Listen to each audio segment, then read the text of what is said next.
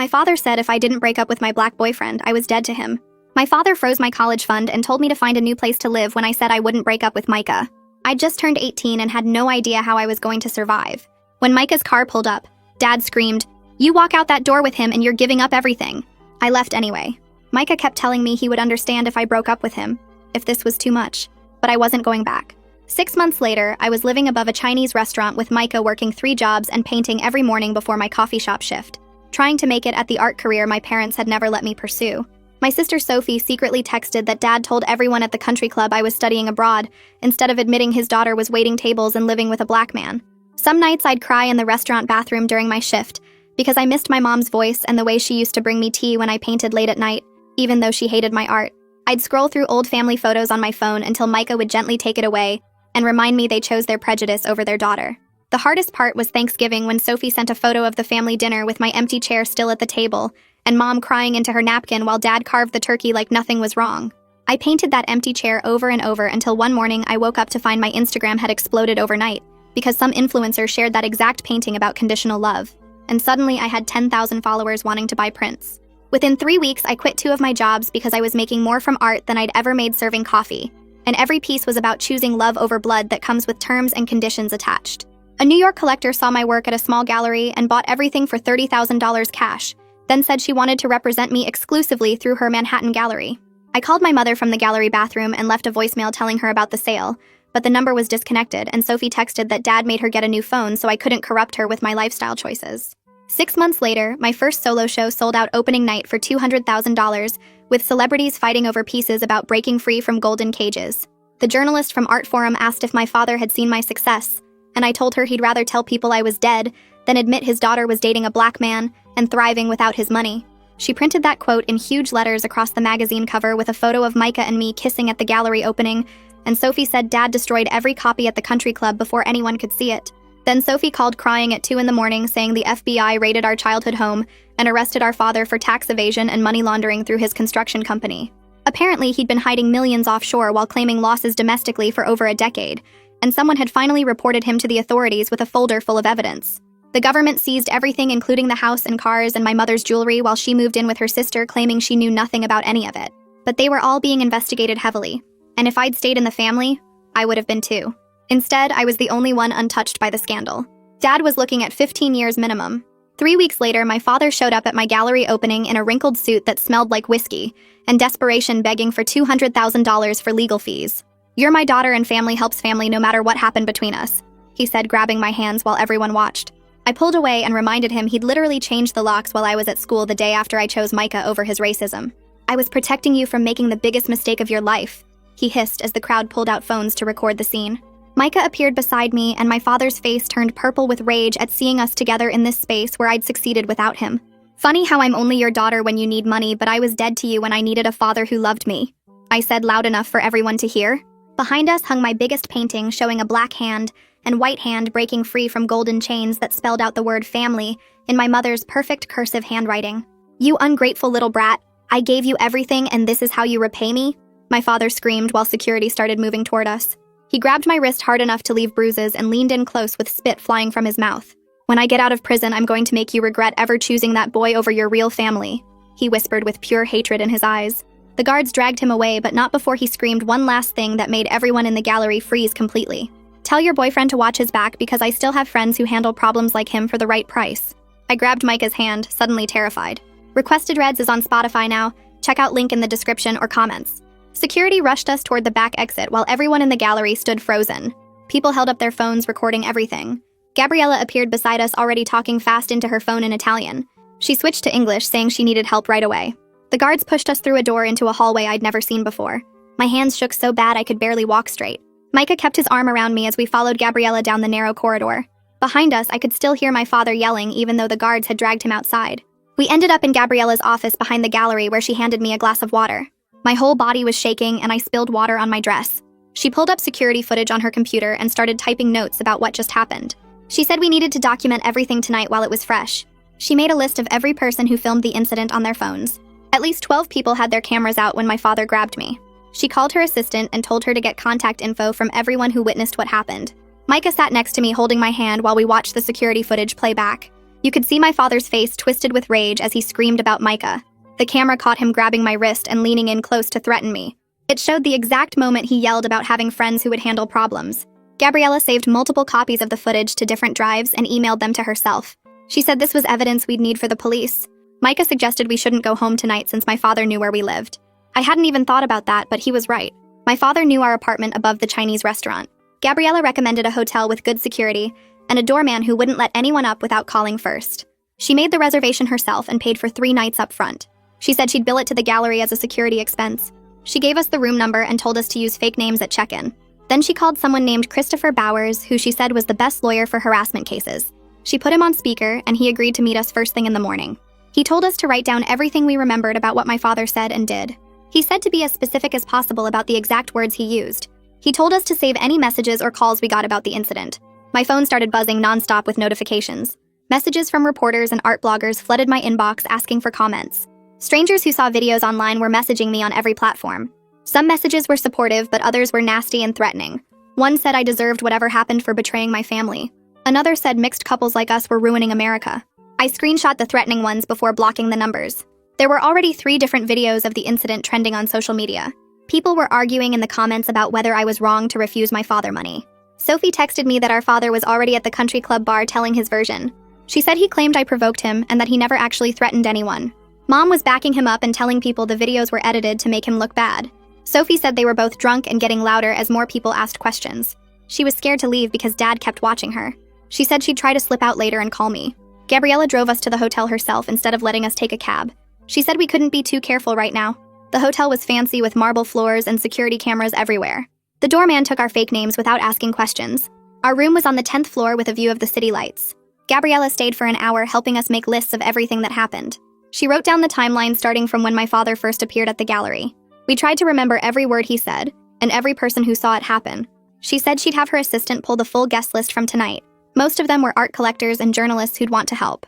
She left around midnight after making sure we had everything we needed. Micah and I sat on the bed staring at each other in shock.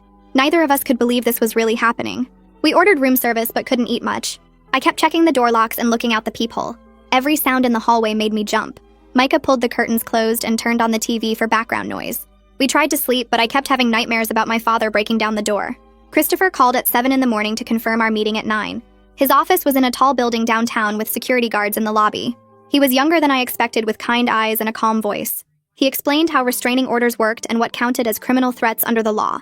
He said my father's specific words about having friends who would handle problems qualified as credible threats. The fact that he said it in front of witnesses and on camera made our case strong. He started filing paperwork for an emergency protective order that day. We spent the afternoon gathering video files from gallery guests who recorded the incident.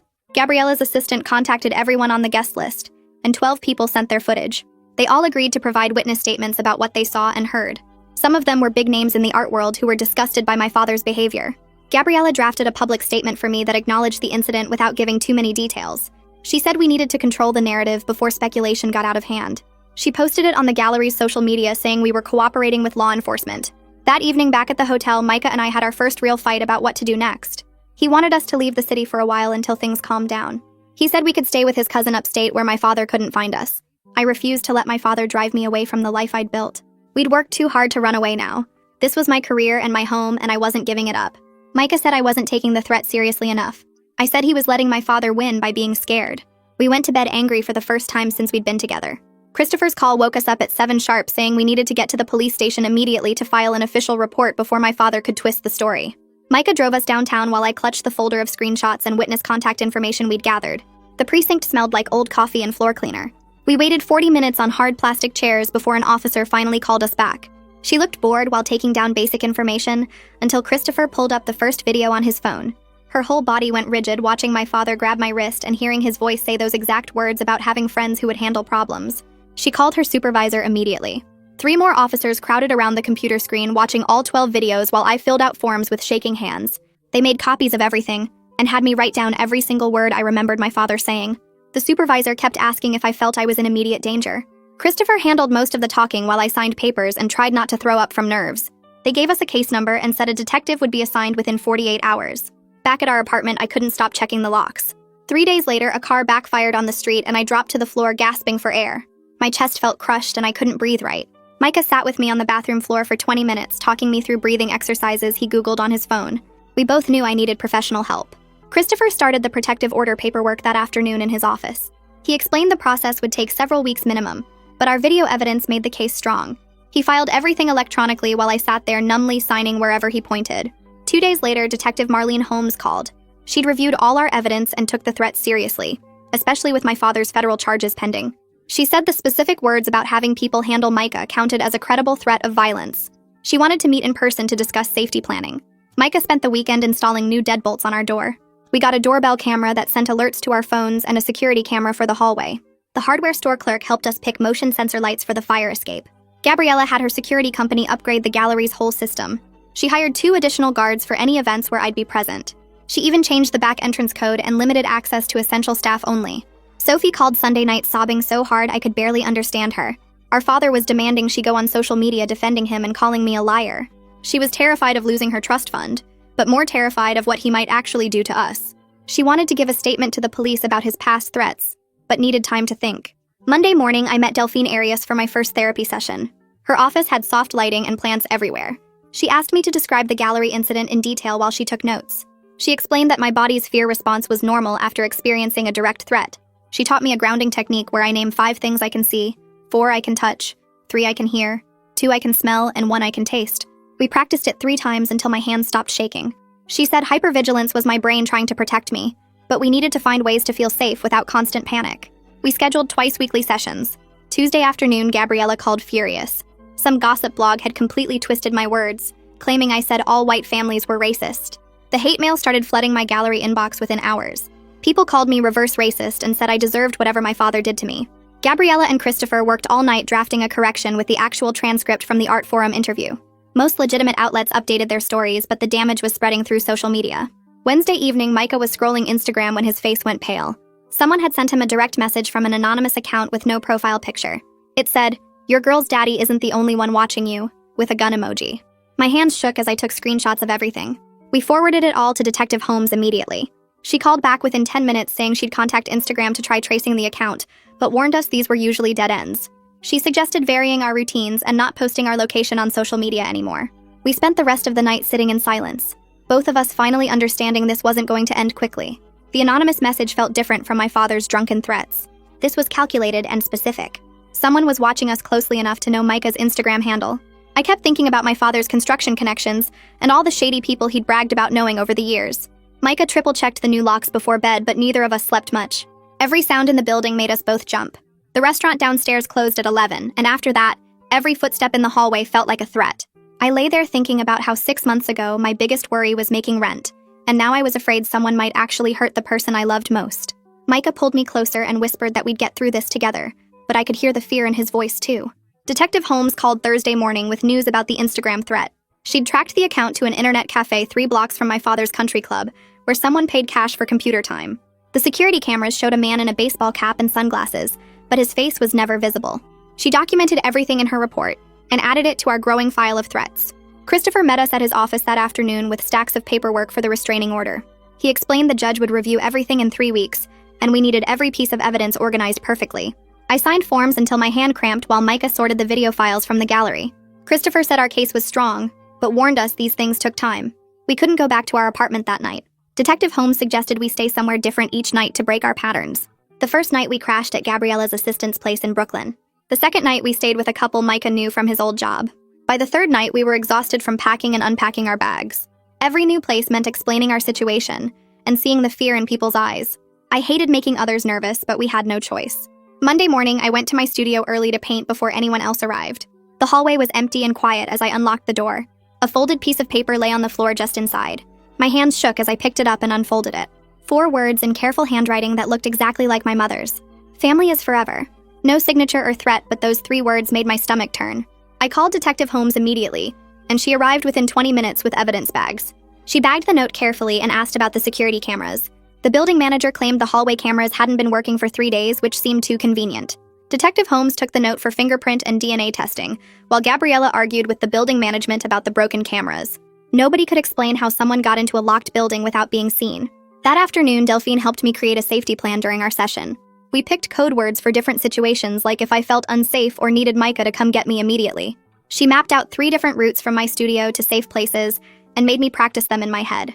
We went through exit strategies for the gallery and our favorite coffee shop and the grocery store. She gave me a list of things to keep in my bag, like pepper spray and a portable phone charger and cash for emergencies. Having concrete steps made the fear feel more manageable. Art Forum wanted another interview, but this time Gabriella insisted on reviewing the questions first. The reporter agreed to focus on my new work and avoid family drama. During the interview, I talked about my paintings and what inspired each piece. When she asked about the gallery incident, I just said law enforcement was handling it and changed the subject back to art. The article came out 2 days later, focused mostly on my creative process. Then the internet decided I was the villain. Some blog twisted one quote about choosing love over prejudice into me saying all white families were racist. Within hours, my Instagram filled with hate messages calling me a race baiter and saying I deserved whatever happened to me. People claimed I staged the whole thing with my father for publicity. They said no real artist would use racial tension to sell paintings. Gabriella and Christopher worked all night getting the real quotes out there, but the damage was spreading faster than we could stop it. Comments on every art website claimed I was exploiting my boyfriend's race for fame. Micah found a community workshop for people dealing with stalking and threats. We sat in a circle with 8 other people in a church basement while a counselor explained safety basics. One woman had an ex who kept showing up at her job. A man talked about his former business partner making threats. Everyone had different stories, but the same tired eyes and nervous habits. We practiced scenarios and learned about documenting evidence. The counselor gave us workbooks with charts for tracking incidents. After the workshop, we stayed for coffee and cookies with the group. Nobody judged us or questioned if we were overreacting. They understood the constant looking over your shoulder and checking locks 3 times. Sophie called Detective Holmes after thinking about it for days. She told her about Dad's connections to people who did dirty work for his construction company. She remembered names and dates from overheard phone calls. There was a guy who made problems disappear for the right price. Another one who specialized in following people and gathering dirt.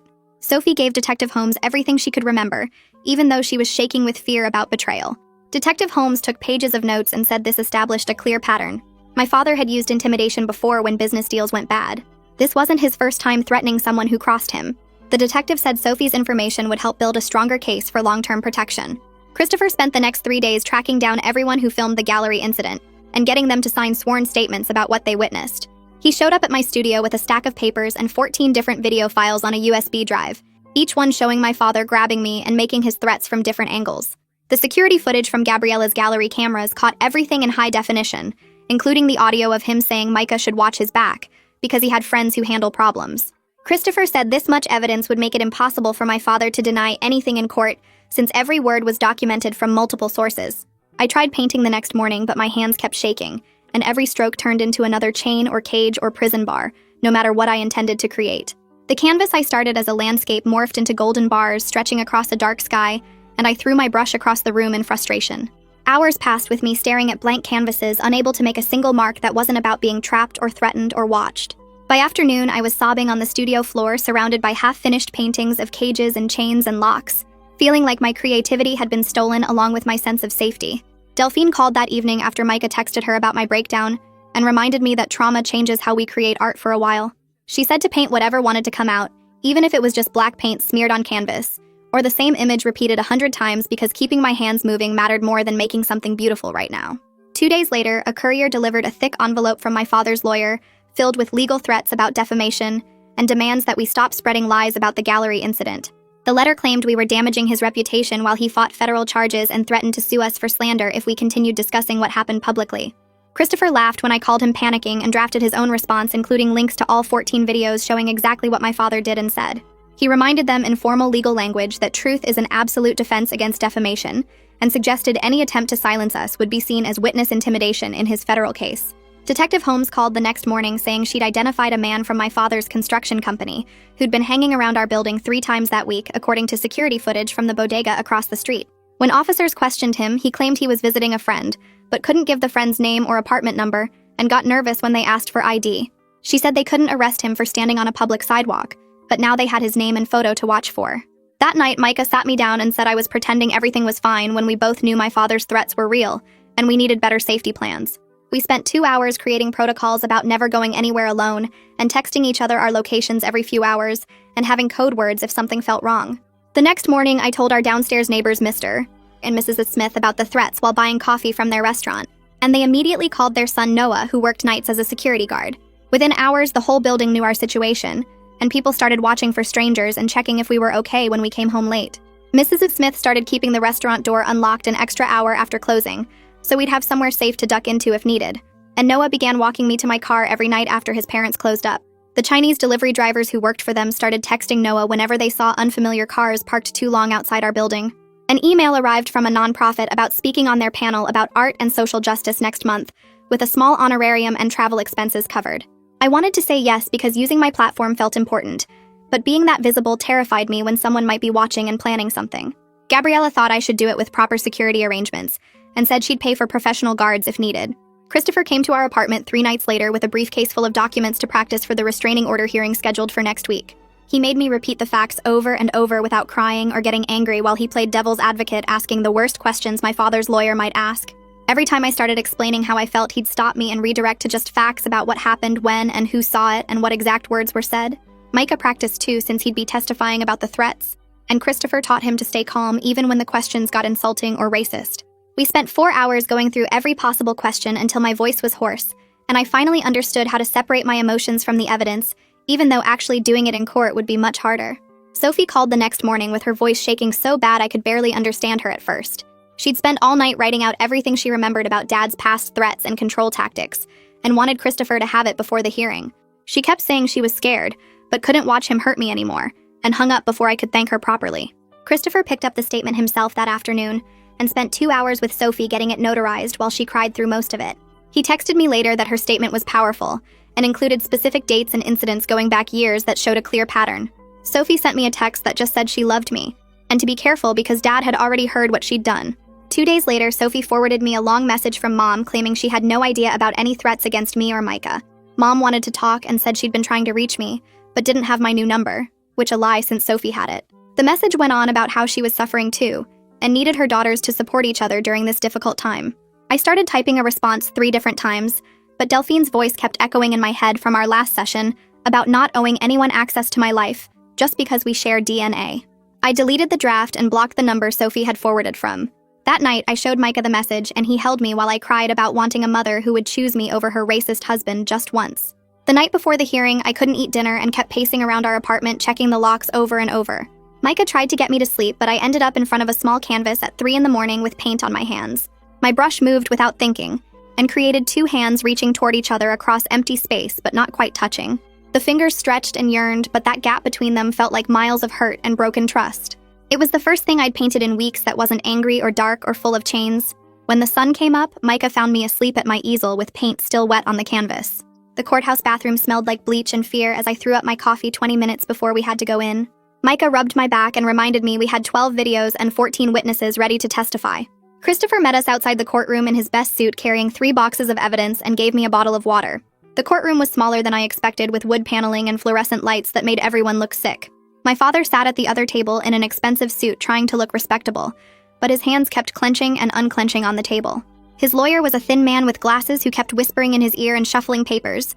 The judge was an older woman with gray hair pulled back tight who didn't smile at anyone. Christopher had me sworn in first and walked me through the gallery incident step by step while the court reporter typed every word. Then he played the first video on a big screen, and the whole courtroom went silent as my father's voice filled the room. Tell your boyfriend to watch his back because I still have friends who handle problems like him for the right price. The judge's face stayed neutral, but I saw her writing notes as the video played. Christopher played 3 more videos from different angles, all showing the same thing. My father grabbing my wrist hard enough to leave bruises and screaming threats while security dragged him away. Each video made it clearer that this wasn't some misunderstanding or exaggeration. After the videos, Christopher submitted the witness statements and had me identify the bruises in the police photos. My father's lawyer stood up and immediately started suggesting I was being dramatic to help some made-up civil case for money. He asked if I'd been drinking at the gallery and whether I'd provoked my father by refusing to help with his legal fees.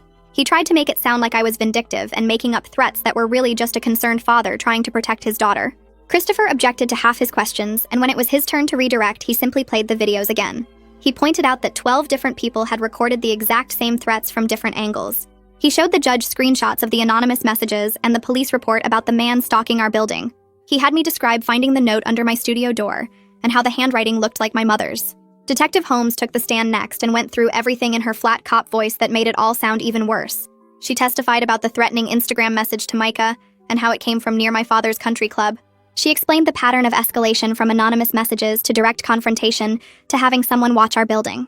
She'd interviewed Sophie and reviewed her statement about years of my father using threats and intimidation to control family members. She stated her professional opinion that the threat level was serious and getting worse, and that she believed Micah and I were in real danger.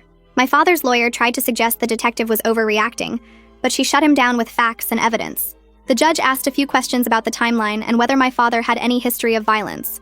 Holmes mentioned his connections to questionable people in his construction business and the ongoing federal investigation. The judge reviewed all the evidence for what felt like hours, but was probably 20 minutes. She looked at my father and told him his behavior was completely unacceptable and that the threats were specific and credible. She granted a 2-year protective order and said any violation would result in immediate arrest. She also noted there was enough evidence for potential witness intimidation charges related to his federal case. She warned him that if he came within 500 feet of me or Micah, or tried to contact us in any way, he'd be prosecuted. My father's face turned purple and he started to stand up, but his lawyer grabbed his arm and pulled him back down. As we left the courtroom, someone from the district attorney's office stopped Christopher in the hallway. They'd been watching the hearing and wanted to open a separate investigation into witness intimidation. They assigned a prosecutor who specialized in organized crime and said they took threats against witnesses very seriously. My father might have been trying to scare me out of testifying in his federal case, and that was a whole different crime. The moment we got outside the courthouse, I ran to the bathroom and locked myself in a stall. My whole body shook as the adrenaline crashed, and I sobbed into toilet paper, trying not to make noise. Everything we'd just won felt hollow because I was so tired of being scared all the time. Micah knocked gently and slid water and tissues under the door while I tried to breathe normally again.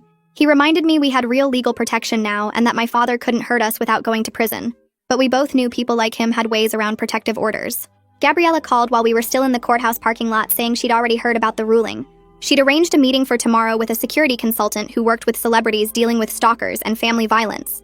She wanted to go over new protocols for any public appearances and said she'd pay for professional security at all my events. The consultant would evaluate our apartment and help us with better safety measures. She said protecting her artists was part of her job, and she took it seriously. The next morning, Delphine sat across from me in her office and pulled up my phone while I watched her delete every news app. She showed me how to block keywords on social media so nothing about my family or the case would appear in my feeds. She had me write down 3 friends I trusted to screen any important articles and only tell me what I actually needed to know. She made me promise to stop reading comments on any posts about me because strangers' opinions were poison when I was already dealing with real threats. I handed over my laptop too, and she installed website blockers while explaining that protecting my mental space was just as important as the physical security measures. 2 days later, Sophie texted asking if she could see my studio for the first time since everything happened with our father. I suggested we meet at a coffee shop near the gallery first to talk before going anywhere private together. She showed up 20 minutes early wearing sunglasses and a hat like she was hiding from someone. We sat in the back corner and I told her straight up we weren't discussing our parents or the case at all. She nodded and ordered tea with shaking hands while telling me she just wanted to see my art and understand who I'd become. We walked to the studio together in daylight with other people around, and she stood frozen in the doorway staring at all my paintings. She touched the canvas showing the empty chair from Thanksgiving dinner and started crying but didn't say anything about our parents. That weekend, Micah and I toured 3 apartments in buildings with doormen and security cameras everywhere.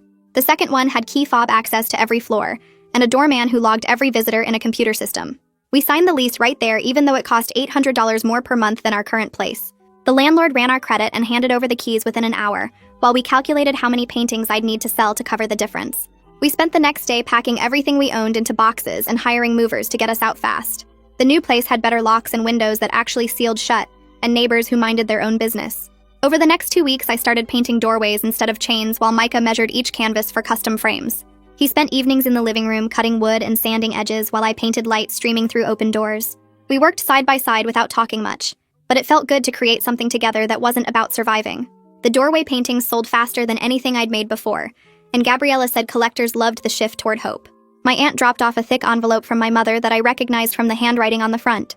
Inside were 3 pages of questions about my father's case, and whether the prosecutor had contacted me about testifying. She didn't apologize or ask how I was doing or mention missing me at all. I folded the letter back up and stuck it in my desk drawer without answering any of her questions. The panel about art and social justice happened 3 weeks later at a university downtown. 2 security guards stood at the back of the auditorium scanning the crowd while I talked about finding resources after family violence.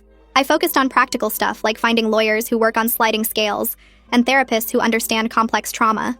After the panel ended, a line of young artists formed to talk to me privately about their own situations. One girl showed me bruises on her arms from her father who hated her girlfriend. Another guy said his parents destroyed all his paintings when he came out as trans. They all wanted to know how to survive without family money, and whether choosing themselves was worth losing everyone. I gave them Delphine's number and Christopher's card, and told them about organizations that helped people escape violent families. That night, Micah cooked pasta while I opened wine, and we ate at our small table talking about money. We looked at our bank statements and calculated how much we could save each month after the new rent. He wanted to put away enough for emergencies without stressing about every dollar we spent on groceries. We agreed to save 20% of whatever I made from art sales and keep his whole paycheck for regular expenses. Neither of us mentioned marriage or kids or buying a house because we were still learning to plan past next week. The next morning, I woke up at 5 and drove to my new studio space that Gabriella had helped me find. I hung the small painting of hands reaching toward each other on the wall facing my easel. The protective order papers sat in my bag next to fresh brushes and new tubes of paint. I stretched a huge canvas and started sketching light pouring through an open doorway while the sun came up outside. The studio felt safe with its metal door and security system and windows high enough that nobody could see inside. I painted for 3 hours straight without checking my phone or thinking about anything except the way yellow mixed with white to show morning light. That's the story for today. Thanks for hanging out. I'll see you in the next one after I grab a snack.